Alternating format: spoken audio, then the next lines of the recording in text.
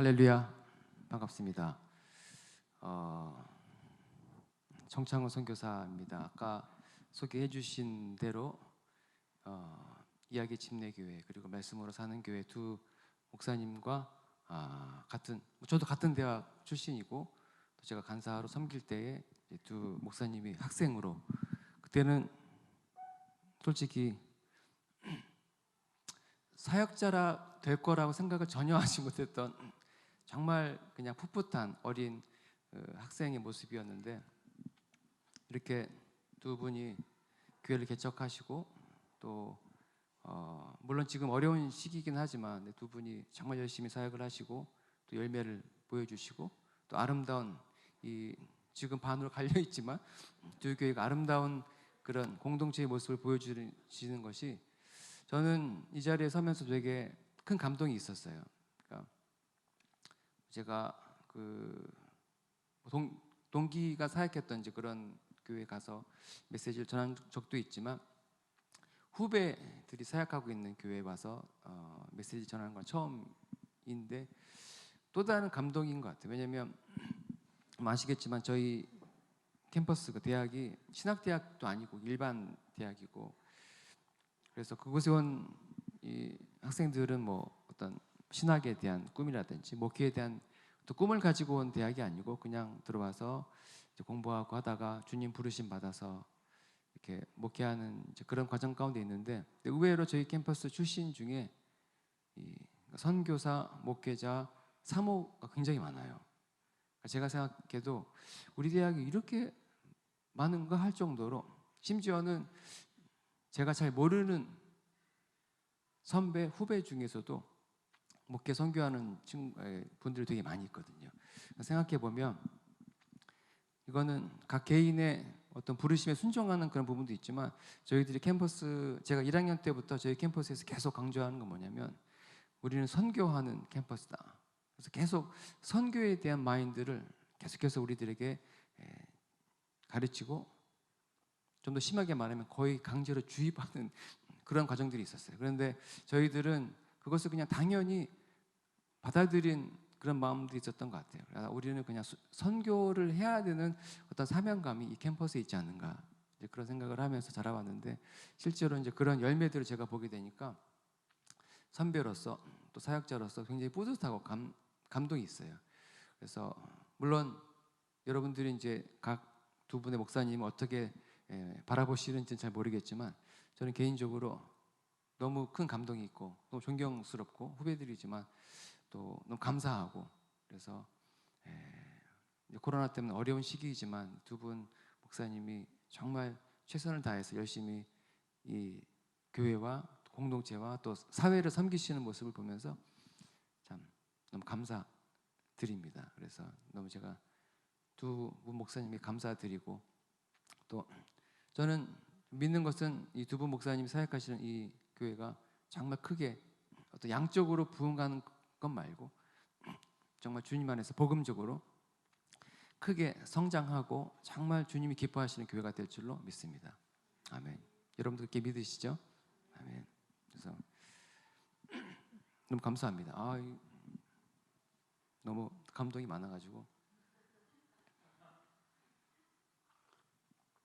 또 하나 제가 감동이라고 하긴 그렇지만 최익기 목사님이 페이스북에다가 올리셨어요.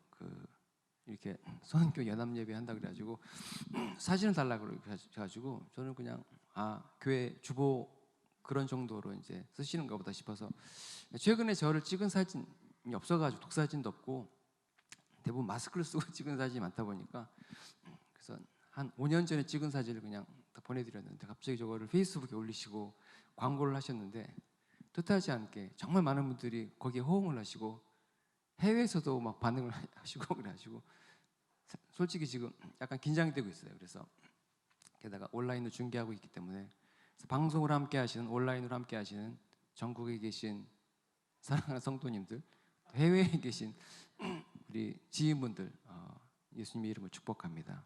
아멘. 자, 오늘은 이제 진정한 이주이구나.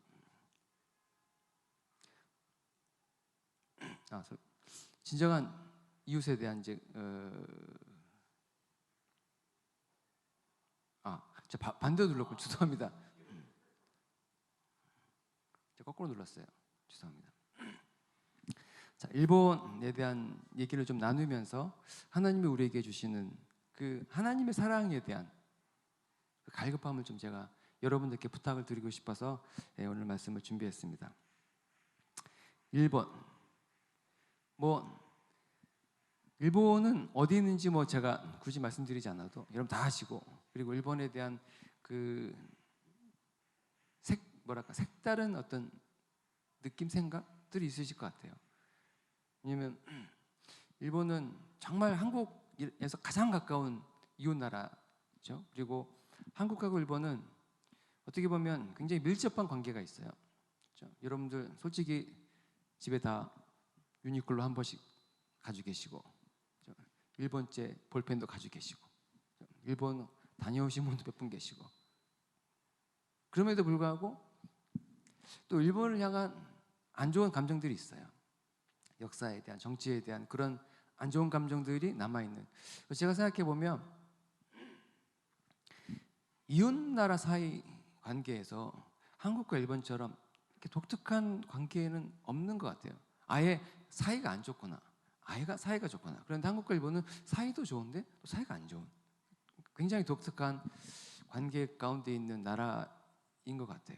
근데 그 안에서 제가 느끼는 감정은, 제가 일본 선교사로 느끼는 감정은 뭐냐면, 한국 사람들이 일본을 굉장히 싫어하는 면들이 많구나.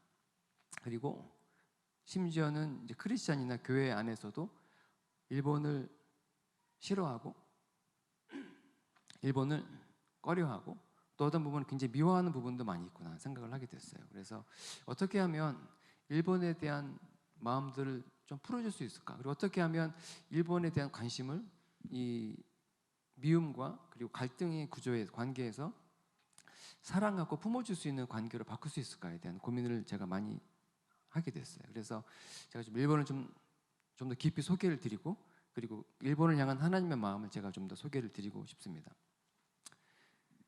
여러분 지금 팬데믹 상황이기도 하지만 그 전에는 이제 중국이나 인도 같은 나라에서는 많은 선교사들이 추방을 당하고 있던 상황이었어요. 중국은 특히 심했고, 그럼에도 불구하고 중국에는 많은 크리스천들이 있어요.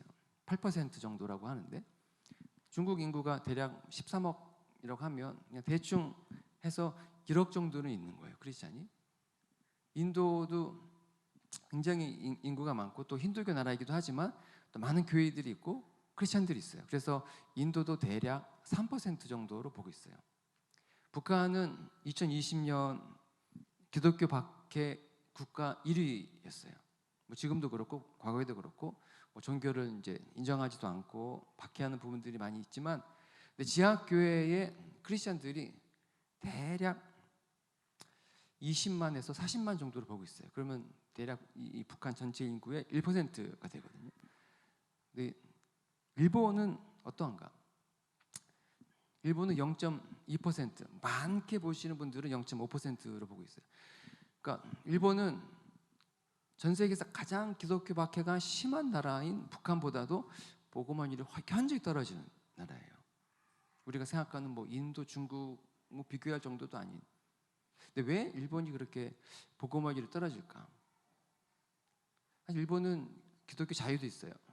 그리고 한국보다 복음이 먼저 들어오고 교회도 있고 신학교도 있어요. 어떤 신학교들은 한국보다 더 어떤 깊이가 있고 또 학문적으로 아주 훌륭한 신학교도 있어요. 그리고 미션 스쿨도 많이 있어요. 그리고 일본 사람들이 가스펠을 되게 좋아해요.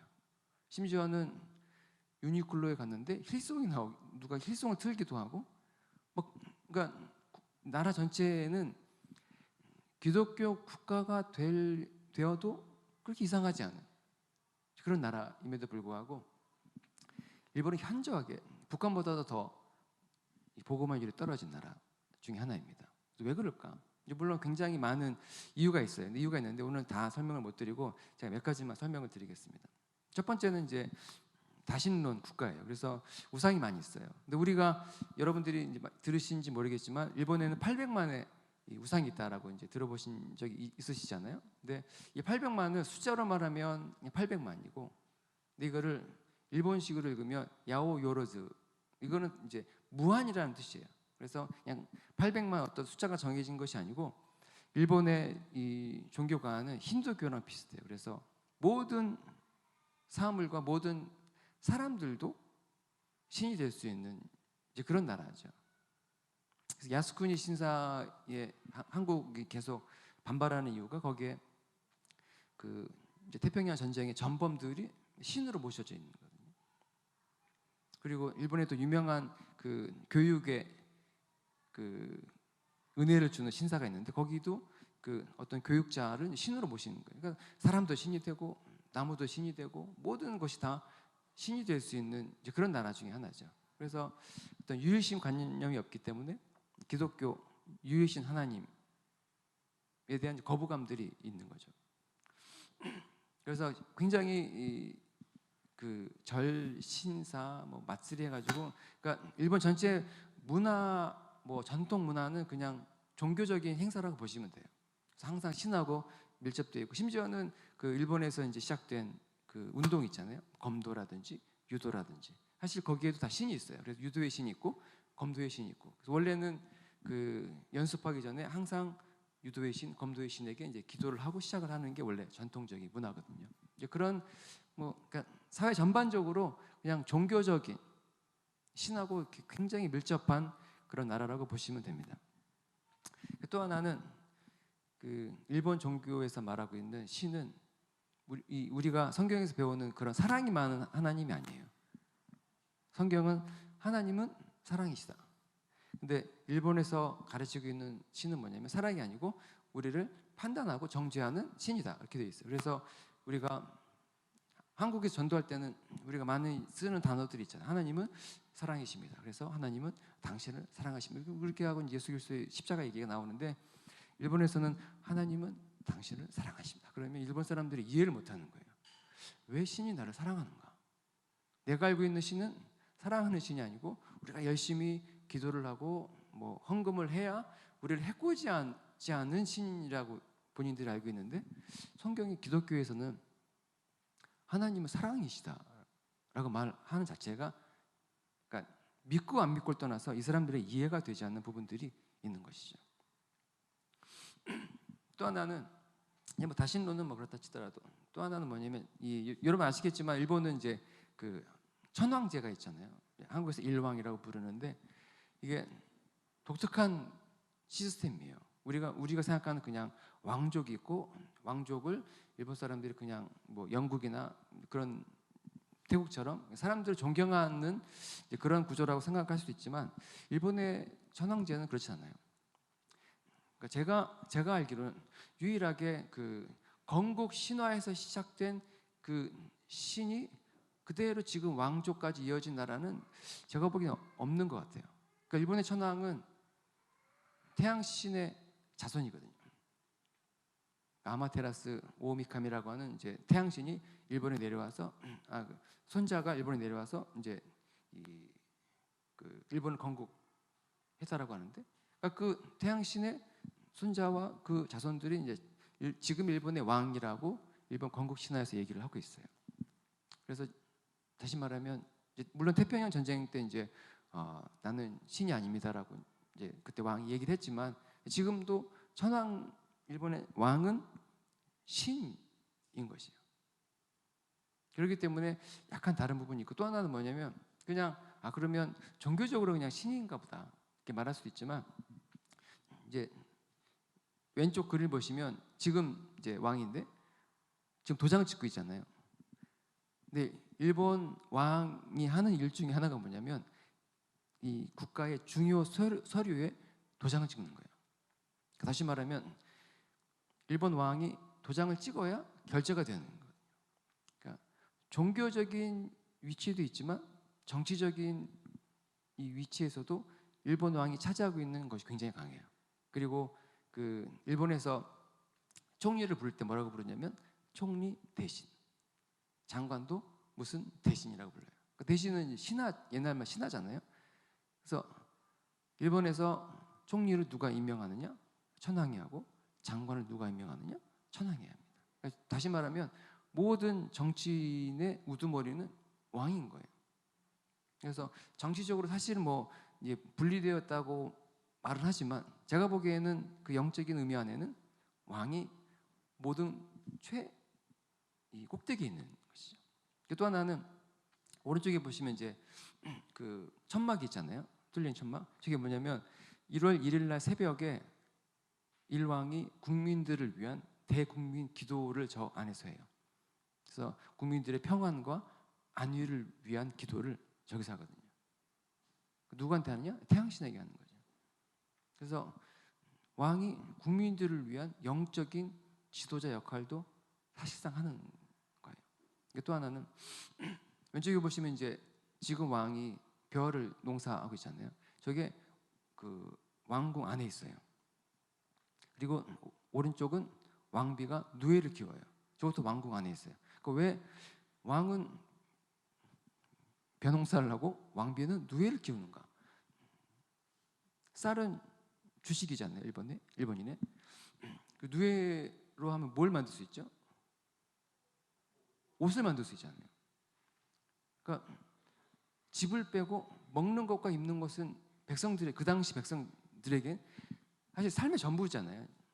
지금의 뭐 우리가 여러 가지 많은 것들을 누리고 있지만 아주 옛날부터는 먹는 것, 입는 것이 굉장히 중요한 시대였잖아요. 그걸 누가 담당을 하느냐? 왕이 하는 거예요.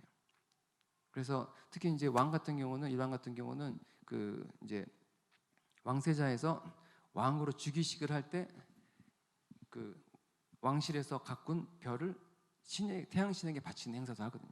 그러니까 종합하면 일본 왕은 정치의 우두머리가 되고 종교의 우두머리가 되고 먹을 것에 입는 것에 모든 걸 다 책임지는 우두머리가 되는 거예요. 그래서 저는 왜 일본이 전도하기 힘들고 물론 이제 다른 얘기도 있지만 한 가지는 일본 일왕이 다스리는 나라이기 때문이 아닌가 싶어요. 근데 그 왕은 누구냐면 그러니까 좀 더 구체적으로 말하면 일본인 백성과 태양신을 중개하는 샤먼의 역할을 하는 거죠.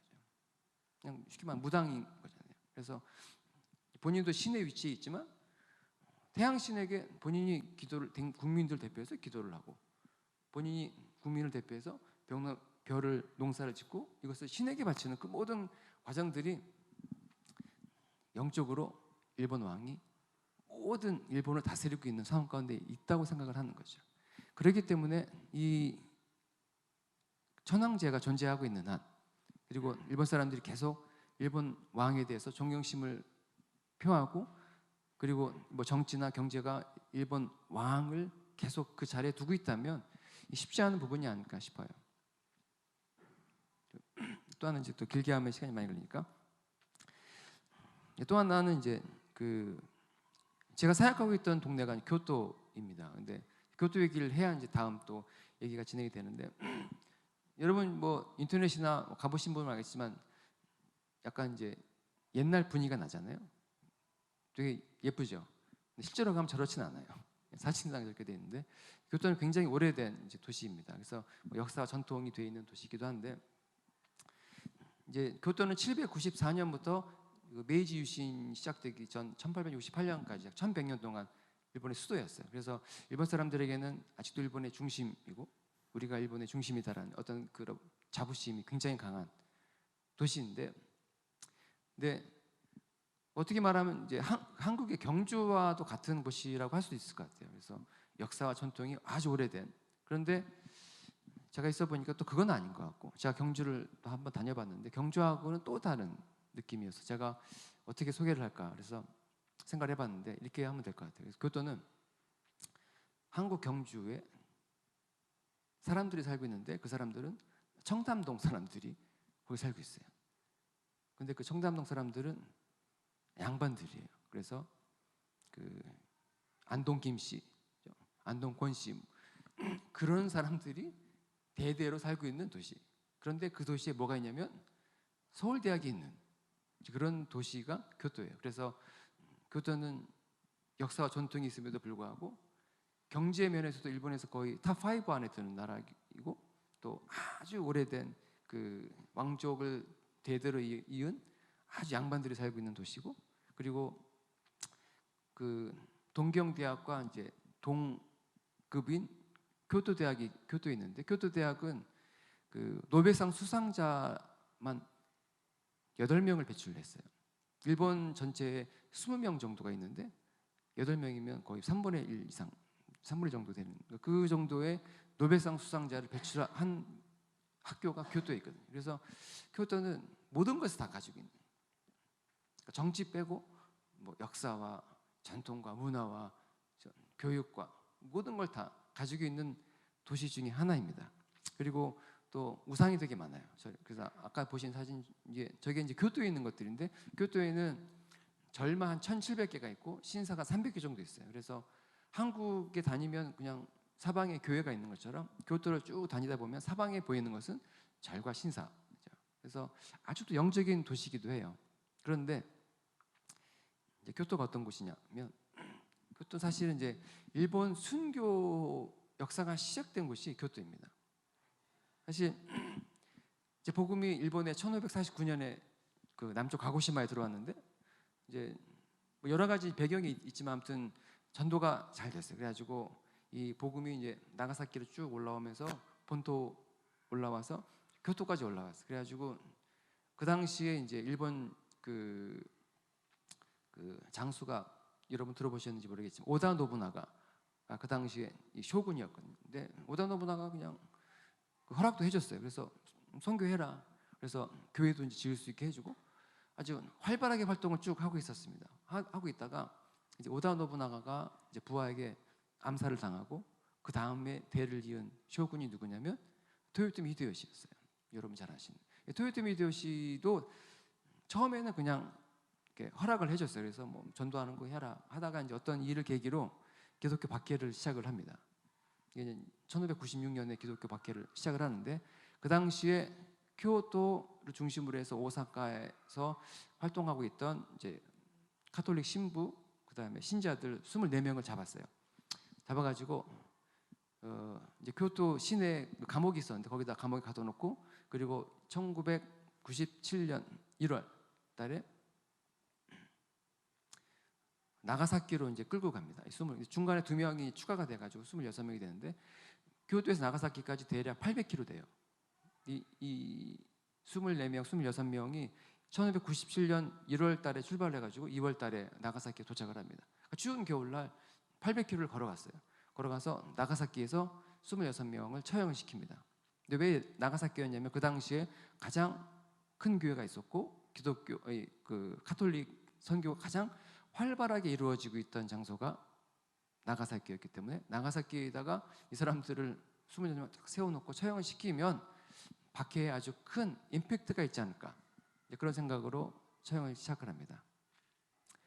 이걸 계기로 해서 수많은 사람들이, 왼쪽에 보시는 것은 여러분 그 사일런스, 침묵이라는 영화 보셨는지 모르겠는데 저런 장면들이 실제로 있었어요. 십자가에 매달기도 하고. 오른쪽은 교토 그 강가에서 이제 이루어진 처형이었는데, 대략 51명 정도의 엄마와 아이들을 잡아가지고 십자가에 이렇게 같이 묶었어요. 묶어가지고 이제 십자가에 불을 질러가지고 이제 엄마와 아이들을 이렇게 불태워 죽이는 그런 일들이 굉장히 많이 있었어요. 그래서 1596년부터 시작된 기독교 박해가 토요토미 히데요시, 그리고 토쿠가와 가문 쭉 이어서 이제 메이지 유신이 끝나고 1800 대략 한 70년대까지 기독교 박해가 뭐 250년 이상 이루어진 것이죠. 근데 이 기독교 박해, 일본의 기독교 박해는 뭐 지금 북한이나 뭐 중국이나 그 정도에서 하는 수준이 아니었어요. 그냥 일본 정부가 생각하는 박해의 수준은 교회의 숫자를 제로, 크리스찬의 숫자를 제로로 만들고자 하는 박해였거든요. 그래서 모든 사람들을 다 붙잡아다 고문을 하고, 그리고 복음을 버리지 않으면 처형을 하고, 그래서 온천물에 막 집어넣기도 하고, 아무튼 아주 잔인한 방법으로 사람들을 박해를 했습니다. 그래서 거의 그냥 그 일본에서는 이 크리스찬이 그냥 딱 대가 끊어졌 있었다고 생각할 정도로 굉장히 긴 시간들이 있었어요. 그 박해의 시작이 이제 교토였던 것이죠. 그래서 제가 생각하기에는 이제 이것이 또 하나의 일본이 복음화되지 않은 이유 중에 하나이지 않을까 싶어요. 그런데 그 가운데 제가 일본 선교사로 물론 아까 말씀드린 것처럼 일본 안에 여러 가지 이유 때문에 복음이 잘 전파되지 않는 그런 상황 가운데 있지만 그럼에도 불구하고 이 선교사들에는 이제 소망이 있잖아요. 그래서 우리가 복음을 증거하면 뭐 한 명이라도 두 명이라도 이 사람들이 복음을 들을 것이다.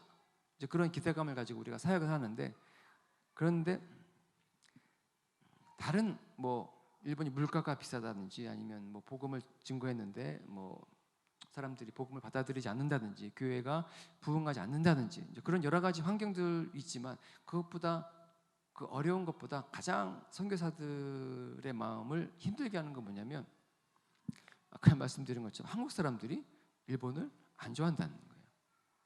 일본을 싫어한다는 거죠. 한국과 일본이 정말 가깝잖아요. 부산에서 배를 타면 2시간이면 가요. 후쿠오카에. 배를 타고도 2시간이면 가고 뭐 비행기 타면 1시간 좀 남짓인데 정말 가깝고 그리고 많은 사람들이 일본 문화를 좋아하고 어린 친구들도 애니메이션 좋아하죠. 예. 요즘 좋아하는 거는 귀멸의 칼날인가요? 뭐 여러 가지 뭐 저희 때는 원피스라든지 뭐 그런 거 많이 좋아. 뭐 그러니까 일본 문화를 그렇게 좋아하고 접하고 정말 한국 사람들이 일본에 많이 왔거든요. 이 코로나 이전에 많이 와서 그런 관계가 밀접함에도 불구하고 여전히 일본은 한국 사람들에게는 미움의 대상이라는 것이죠. 그게 굉장히 마음이 아팠어요. 그런데 사실 이제 우리가 생각하는 일본을 향한 아픔이 있잖아요. 임진왜란부터 시작을 해가지고 식민지 시대까지 있었는데 사실 기원 후 한 6세기, 7세기 때는 여러분 아시겠지만 이제 백제하고 일본이 굉장히 가까웠거든요. 그래서 백제에서 많은 사람들이 일본에 건너가서 뭐 이제 문화를 전해주기도 하고 굉장히 깊은 어떤 교류가 있었어요.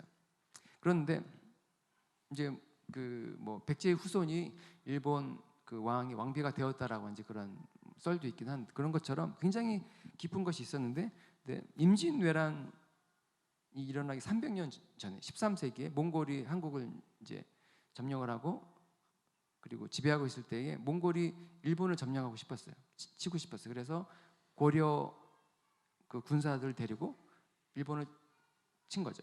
처음에 건너간 곳이 이제 우리가 아는 대마도. 대마도에 건너가서 대마도에 있는 많은 일본 사람들을 학살을 했어요. 그리고 이제 본토에 건너가려고 했지만 이제 태풍이 와가지고 실패한 기록들이 있는데 어떻게 보면 한국과 일본의 이제 아픈 역사의 시작은 어떻게 보면 물론 몽골이 이제 그냥 무리하게 한국 군인들 데려간 것도 있지만 고려 사람들을 어찌됐든 고려 사람들이 먼저 일본 사람들을 학살을 먼저 한 역사가 시작이 된 거예요. 그리고 나서 이제 16세기 임진왜란이 시작되고 쭉 해서 20세기에 식민지 시대가 시작이 된 것처럼 어떻게 보면 한국과 일본은 누가 정말 나쁜 놈이냐 라고 말하기 어려운 부분이 있지 않은가. 물론 규모나 시대를 보면 물론 일본이 잘못한 부분이 너무나 많이 있긴 하지만 근데 한국 역사에도 보면 우리가 일본 사람들을 학살한 역사도 있기 때문에 그래서 이게 뭔가 미묘한 부분이 있는 것 같아요.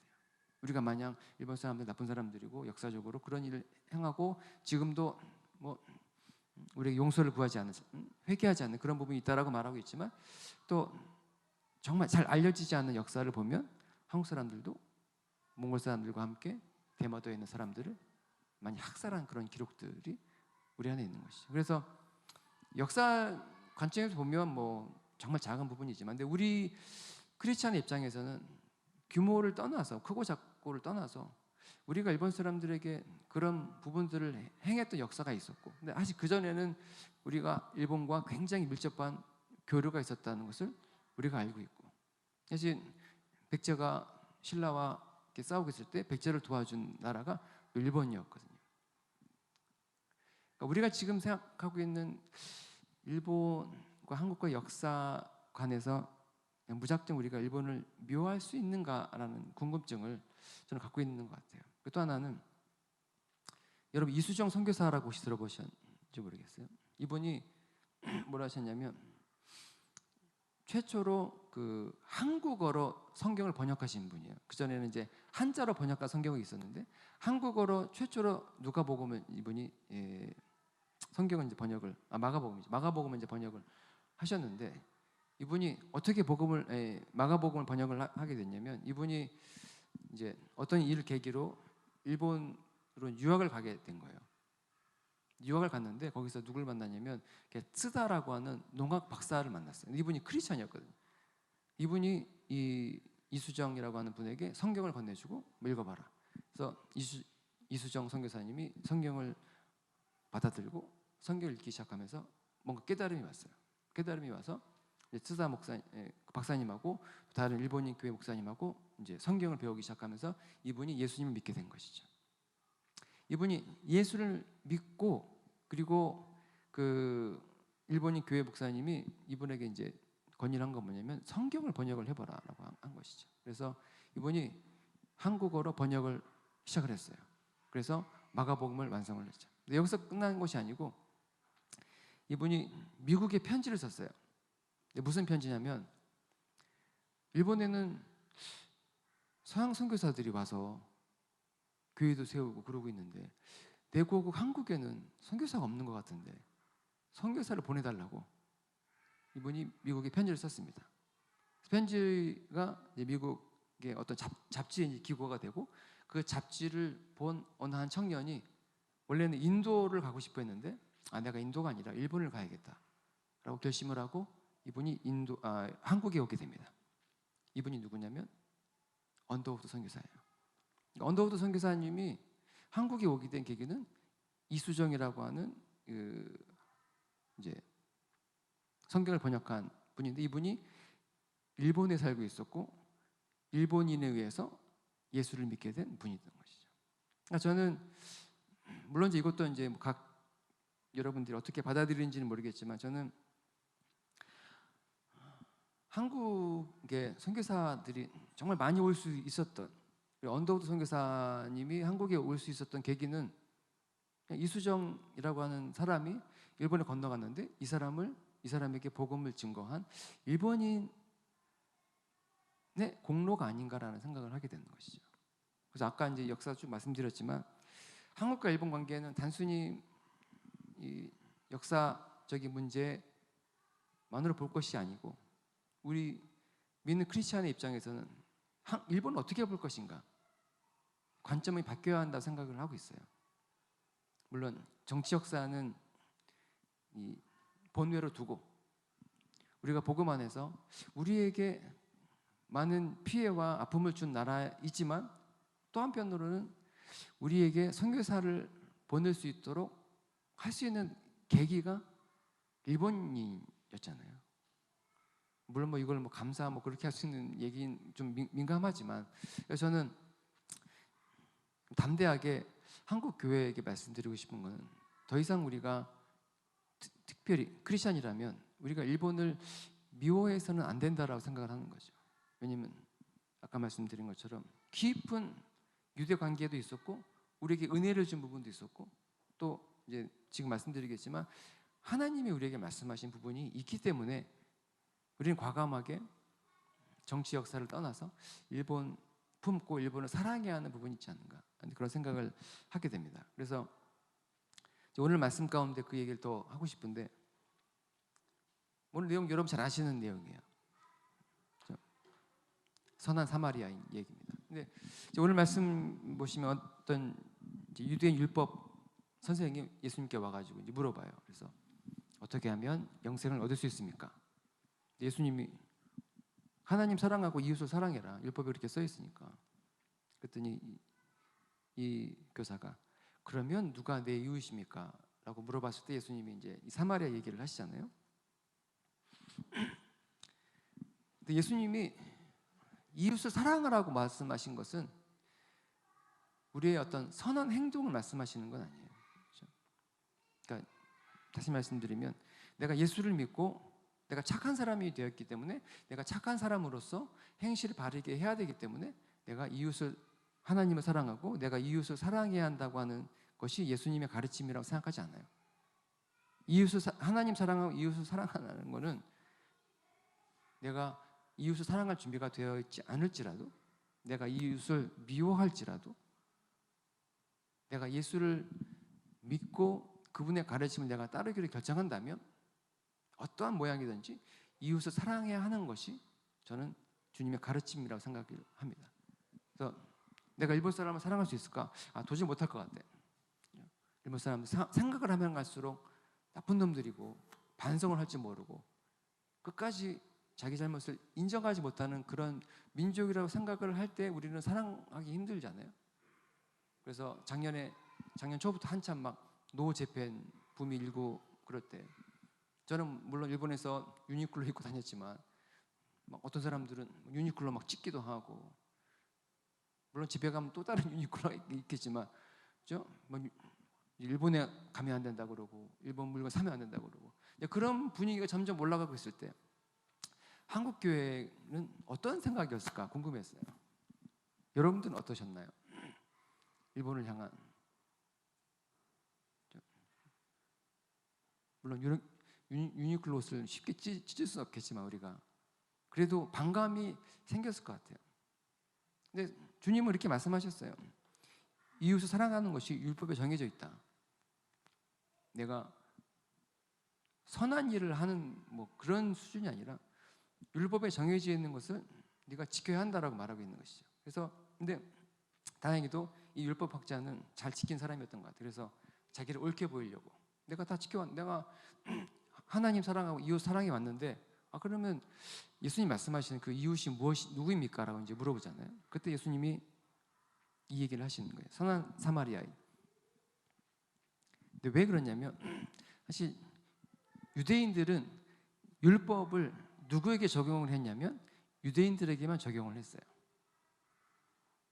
그래서 그 사실 예수님이 아신 것이죠.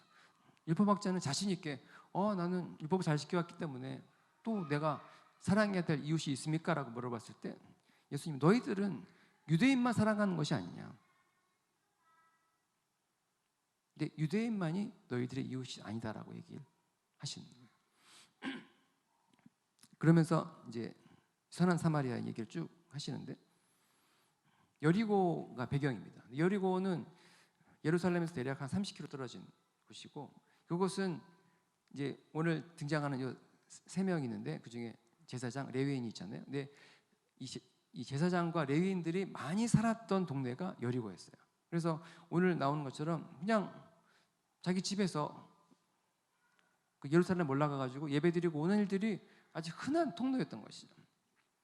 그래서 많이 다녔던 거예요. 이 두 사람들은. 그런데 한 사람이 더 나와요. 사마리아인이 나오잖아요. 근데 여리고는 여러분 유대 땅이에요. 그렇죠? 여러분 아시겠지만 사마리아인들은 유대인들이 보기에 어떤 사람들이죠? 돼지보다 못한 개보다 못한 민족이 사마리아인들이에요. 그래서 사마리아인들을 굉장히 싫어합니다. 그런데 그 사마리아인이 오늘 말씀 보면 여행을 하고 있었어요. 예배를 드리는 것도 아니고 무슨 일인지 모르겠지만 가면 안 되는 부류의 사람이 유대 지방을 지금 여행 중에 있었어요. 지금은 그래도 뭐 길도 잘 돼 있고 불도 환하고 그렇지만 이 당시에는 산길이었거든요. 강도가 많이 나왔던 곳이기 때문에 사마리아인도 굉장히 긴장했을 것 같아요. 요즘에야 그 내비게이션 잘 돼 있으니까 그냥 그거 따라가면 되지만 그래도 저는 이제 한국에 지금 안신년 때문에 지금 오래 있는데 그러니까 길을 잘 몰라요. 그래서 또 제가 지난주에 구리시로 이사를 왔는데 구리시 지역은 전혀 몰라요. 그래서 내비를 보지만 굉장히 긴장해야 돼요. 그래서 이 어느 순간에 출구에 나가야 되는지 항상 긴장하며 가는데 근데 제 아내가 옆에 타면서 제 아내가 되게 말이 많거든요. 옆에서 계속 뭐 얘기를 해요. 근데 제가 처음 가는 길이니까 아무리 얘기를 해도 귀에 들어오지가 않는 거예요. 긴장해가지고 앞과 내비만 보고 가는데 옆에서 계속 뭐라고 얘기하는데 계속 뒤로 빠지거든요. 근데 이 당시에 깜깜하고 강도가 나오는 길이고 심지어는 유대 사람들에게 멸시와 천대를 받고 있는 사마리아인이 여행 중이었어요. 어떤 마음으로 여행을 했을까? 편안하게 막 콧노래를 부르면서 여행을 즐기면서 다음 그 산 언덕 넘어가면 나오는 카페에 잠시 들려가지고 한 잔 마시고 또 가야겠다. 그렇게 할 상황이 아닌 거예요. 긴장을 한 거죠. 언제 강도가 나올지, 언제 유대인 만나가지고 유대인들이 자기에게 침을 뱉고 욕을 할지 모르는 상황 가운데 있는 사마리아인이 걸어가고 있었던 것이죠. 근데 어떤 한 사람이 강도를 만나가지고 이제 쓰러져 있잖아요. 근데 이 사람이 거의 죽을 정도가 되었다라고 한다는 것은 많이 맞았기 때문에 피가 많이 났을 거예요. 유대인 율법에는 피가 나면 피 흘리는 사람은 부정한 사람이에요. 그래서 유대인들은 동물이나 사람이나 피가 흘리는 사람을 만지면 안 되게 돼 있거든요. 근데 제사장 레위인은 예루살렘에서 내려가고 있는 상황이었어요. 분명히 예루살렘에 올라가가지고 예배를 드리고 있었겠죠. 예배를 드리고 내려가는 상황이었어요. 내려가고 있는데 누가 쓰러져 있어요. 막 피를 흘리고 있어요. 도와주고 싶은 마음이 있는데 내가 피 흘린 사람을 만지면 내가 부정해지니까 내가 기껏 예루살렘에 올라가가지고 거룩한 예배를 드리고 내가 정결 예식을 마치고 집에 돌아가고 있는데 내가 분명히 이 사람을 도와주고 집에 가면 내가 부정하게 되니까 내가 7일 동안 자가격리를 해야 될지도 몰라. 그래서 그냥 쌩 가버린 거예요. 레위인도 마찬가지예요. 레위인도 이 사람을 도와주고 싶은데 내가 분명히 이 사람을 도와주면 내가 부정하게 되니까 내가 집에 가면 또 나도 자가격리를 해야 될 거야. 쌩 가버렸어요. 사마리아인이 이제 엄청 긴장을 하고 앞만 보고 막 부전히 가고 있는데 누가 쓰러져 있는 것이죠. 얼마나 놀랬겠어요. 엄청 긴장을 하고 있는데 누군가 쓰러져 있으니까 이 사람 죽었나? 그런데 사마리아인은 이 사람을 도와준 거예요. 더 놀라운 것은 이 사람이 이 사마리아인이 이 쓰러진 사람을 도와준 장소가 유대였잖아요. 그리고 이 사람이 유대 여관으로 데려갔어요. 여관에는 주인도 있고 손님도 있잖아요. 주인과 손님이 거의 다 유대인인 가능성이 높아요. 사마리아인은 내가 이 사람을 데리고 가면 사마리아인도 부정한 사람이 되는 거죠. 유대인의 입장에서는. 그래서 유대인들이 여관에 모여가지고 막 먹고 마시고 막 놀고 있는데 어느 한 사람이 누군가를 끌고 왔어요. 막 피가 철철 흘리고 있어요. 부정한 사람이잖아요. 다 그 사람을 피해야 하고 그리고 막 모여가지고 잔치를 벌이고 있는 상황인데 이 두 사람 때문에 분위기가 깨진 거잖아요. 화가 날 수도 있어요. 유대인 입장에서. 그리고 유대인들은 사마리아인을 개취급했기 때문에 이 사람들을 뭐 돌로 치든지 욕을 하든지 그렇게 해도 아무 상관이 없는 그런 상황이었던 것이죠.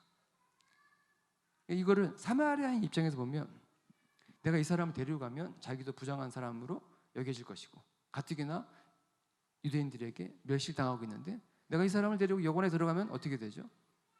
자기는 거의 죽을 수도 있어요. 돌에 맞을 수도 있고 온갖 멸시를 그 욕을 자기가 들을 각오를 하고 이 사람을 데리고 들어간 거예요. 그리고 돈을 주고 이 사람 치료해 주라.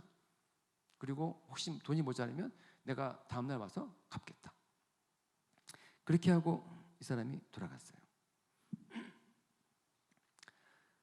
선한 사마리아인은 자기가 죽을 수도 있고 봉변을 당할 수도 있고 온갖 비난을 당할 수 있는 상황에도 불구하고 이 사람을 과감하게 데리고 여관에 들어갔어요.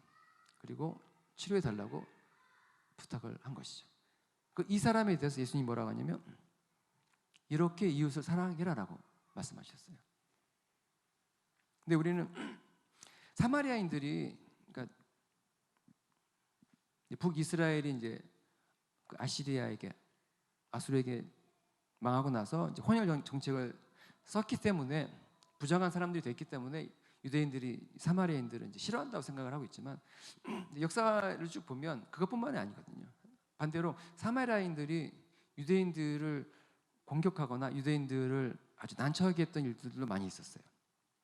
6세기 뭐 그 사이에는 사마리아인들이 이제 죽은 사람의 뼈를 막 예루살렘 성전에 막 뿌리기도 하고, 그리고 뭐 그 예루살렘 성전으로 올라가는 이제 순례객들을 막 공격을 해가지고 죽이기도 하는 그런 역사들이 있었거든요. 그러니까 단순히 사마리아인들이 부정하기 때문에 그들을 싫어하는 것도 있었겠지만, 또 하나는 사마리아인들이 유대인들을 공격을 하고 유대인들 성전을 더럽혔던 그 기록이 있었기 때문에 더 싫어했던 것이에요. 그러니까 저는 이 말씀을 보면서 한국과 일본의 관계가 아닌가 생각을 하는 것이죠. 우리는 사마리아인인가 아니면 레위인 제사장인가?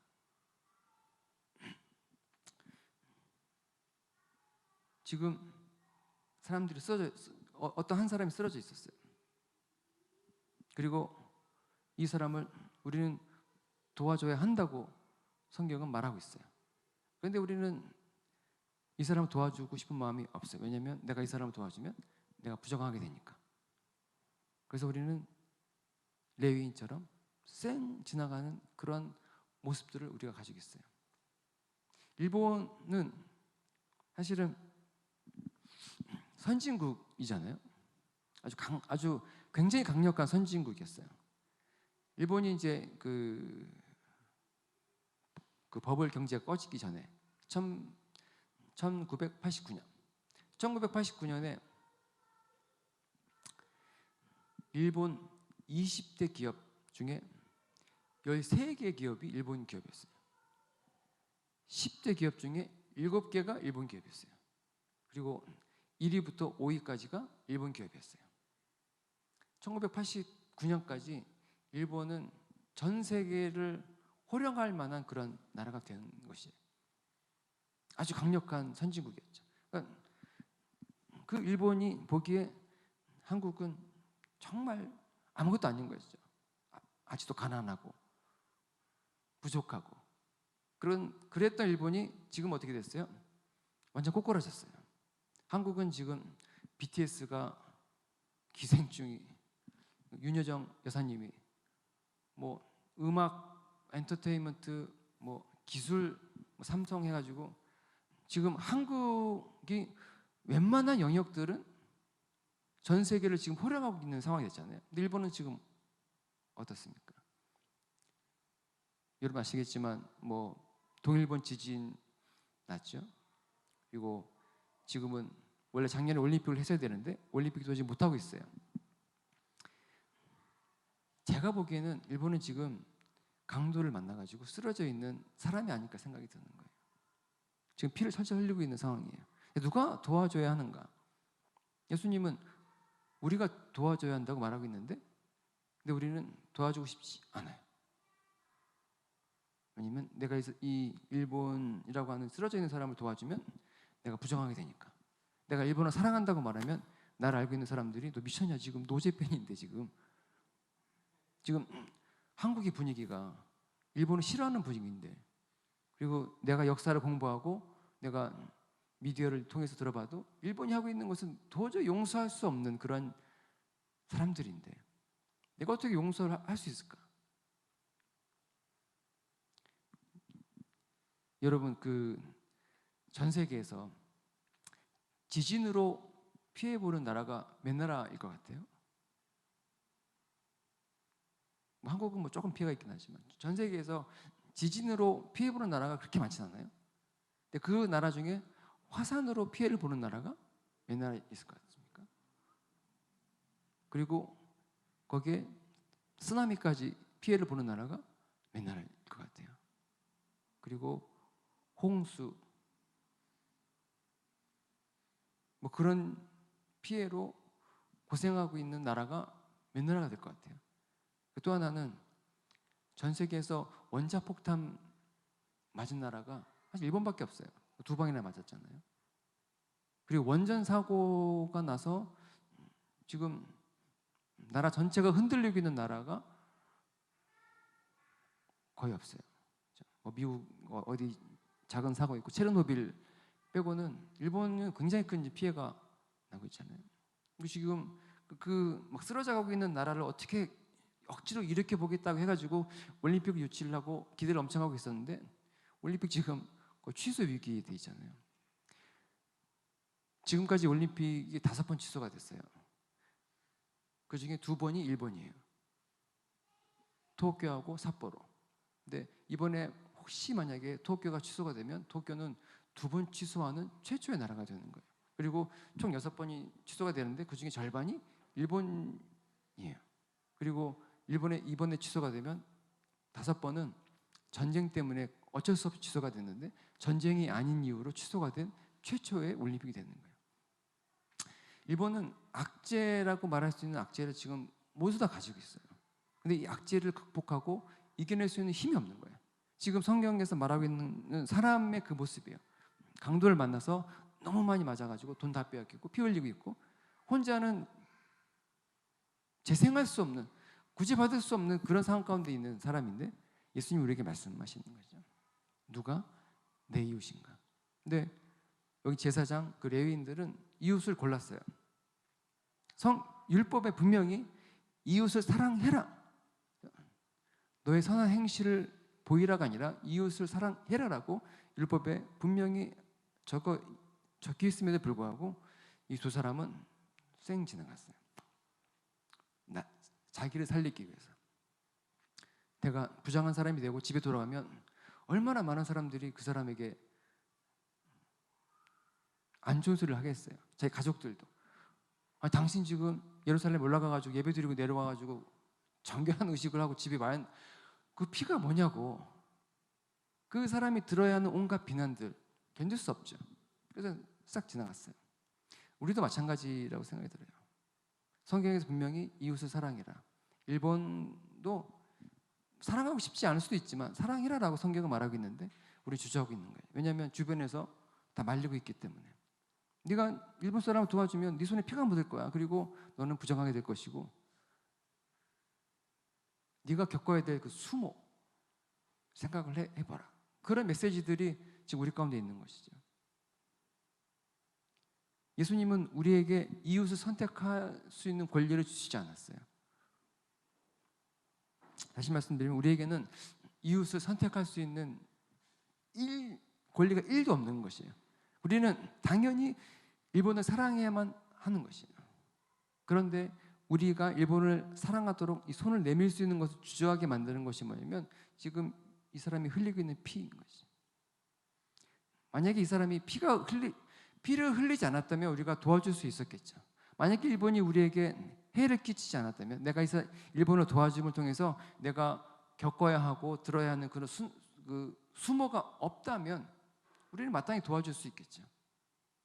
하지만 우리가 내가 일본을 사랑한다, 일본을 품는다, 내가 일본에서 기도한다라고 한다면 알게 모르게 외부에서 오는 비난의 말이 있고 또 하나는 본인 스스로가 느끼는 양심의 가책이 있을 거예요. 내가 역사를 보면 도저히 일본을 사랑할 수 있는 게 아님에도 불구하고 내가 일본을 사랑해야 한다라고 성경에 써 있다면 나는 일본이 정말 싫은데 일본을 사랑해야 한다. 본인 양심의 가책이 시작이 될 거예요. 선한 사마리아인은 그럼에도 불구하고 사랑했어요. 선한 사마리아인은 유대인들에게 온갖 비난과 수모를 겪음에도 불구하고 이웃을 사랑했어요. 이 사랑에 대해서 예수님이 우리에게 말씀하고 있는 거예요. 내 이웃을 사랑하라. 이것이 예수님의 명령입니다. 저는 여러분들에게 과감하게 부탁드리고 싶어요. 일본을 제가 사실 지금까지는 살짝 부드럽게 제가 권면을 많이 했어요. 여러분 일본을 사랑해 주십시오. 근데 제가 이 말씀을 볼 때마다 느끼는 거는 이거는 권면의 사항이 아닌 거라 생각이 들었어요. 이거는 주님의 명령이기 때문에 그래서 저도 주님의 명령을 여러분들에게 명령을 해야겠다 생각이 들었습니다. 그래서 여러분 일본을 사랑해야 합니다. 이건 제 말이 아니고 제가 여러분들에게 드리는 말이 아니고 예수님의 명령이에요. 여러분이 솔직히 일본 사랑이 싫을지라도 나는 정말 일본을 내가 미워할 수밖에 없는 상황 가운데 있을지라도 예수님은 내 이웃을 사랑해라라고 말씀하시고 그 내 이웃을 내 자신과 같이 사랑하라고 말씀하셨어요. 예수님이 우리에게 주신 예수 그리스도를 통한 사랑의 가치가 내 안에 있는 걸 여러분 다 아시지 않습니까? 여러분 자신의 가치를 아는 것만큼 여러분은 일본을 정말 여러분이 싫어하는 그 원수를 여러분이 사랑을 하셔야 돼요. 저는 여러분들에게 강력하게 제가 명령하겠습니다. 일본을 사랑하세요. 그것이 하나님의 사랑입니다. 뿐만 아니라 일본뿐만 아니라 여러분 주위에 정말 여러분들이 사랑할 수 없는 사람, 혹시 교회 안에, 직장 안에, 가족 안에 여러분이 정말 사랑할 수 없는 사람이 있다 할지라도 여러분들을 사랑하셔야 돼요. 그것이 예수님의 명령입니다. 그 사랑을 여러분들이 수행하고 이루고 완성할 때에 예수님이 우리에게 말씀하시는 그 영생의 길이 너에게 있다라고 말씀하시는 거예요. 우리가 율법적으로 사람을 일으키고 하는 그것이 아니라 내 안에 있는 예수님의 사랑으로 내가 하기 시작할 때에 그때 영생의 길이 우리에게 있다라고 말씀하시는 그 예수님의 말씀을 여러분 기억하시고 다시 한번 부탁드리지만 다시 한번 명령하지만 여러분 일본을 사랑하십시오. 기도하겠습니다.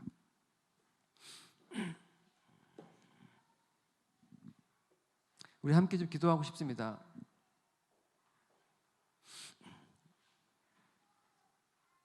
정말 제가 일본 선교사로서 여러분들에게 기도 부탁드리고 싶은 것은 일본을 위해서 기도해 주시면 좋을 것 같아요.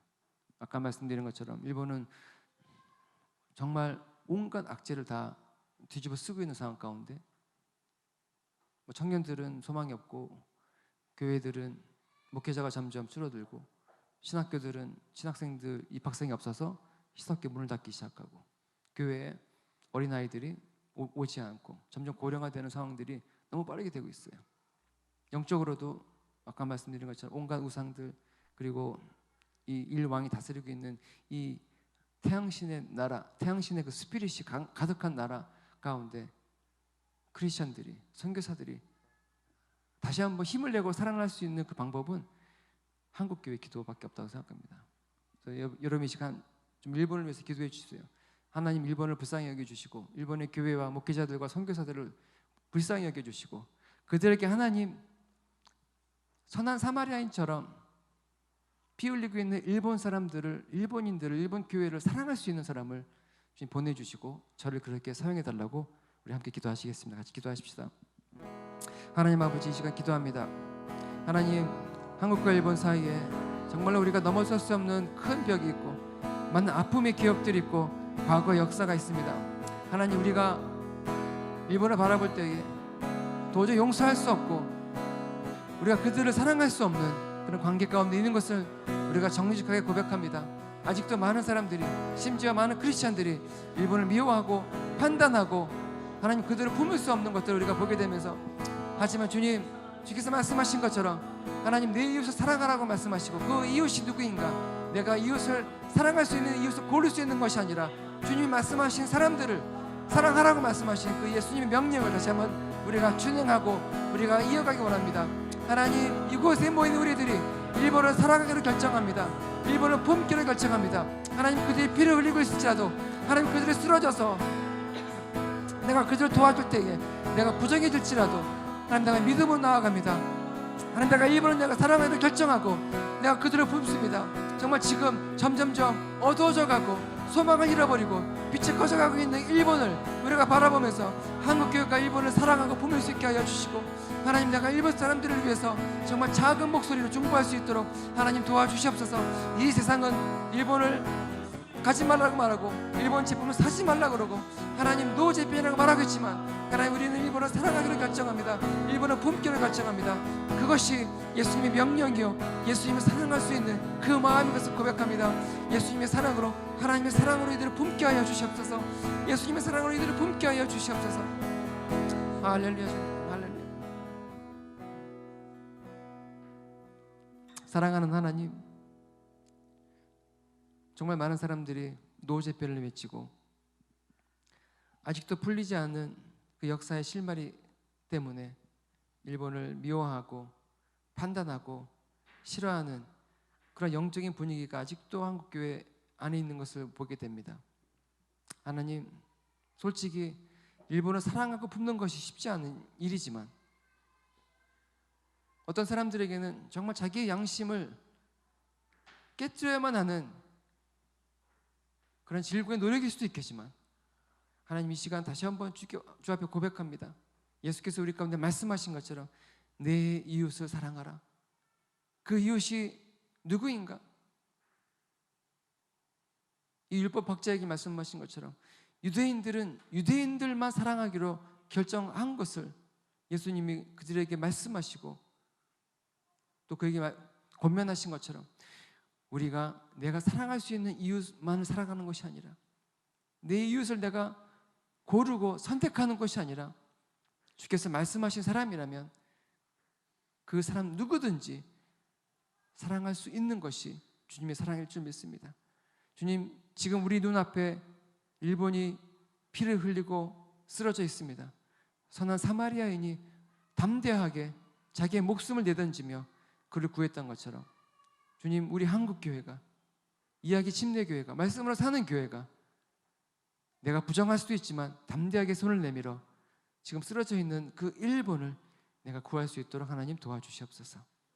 일본을 품고 사랑할 수 있는, 중보할 수 있는 그 마음을 이 두 교회 가운데 허락하여 주시옵소서. 감사드리고 예수님 이름으로 기도했습니다.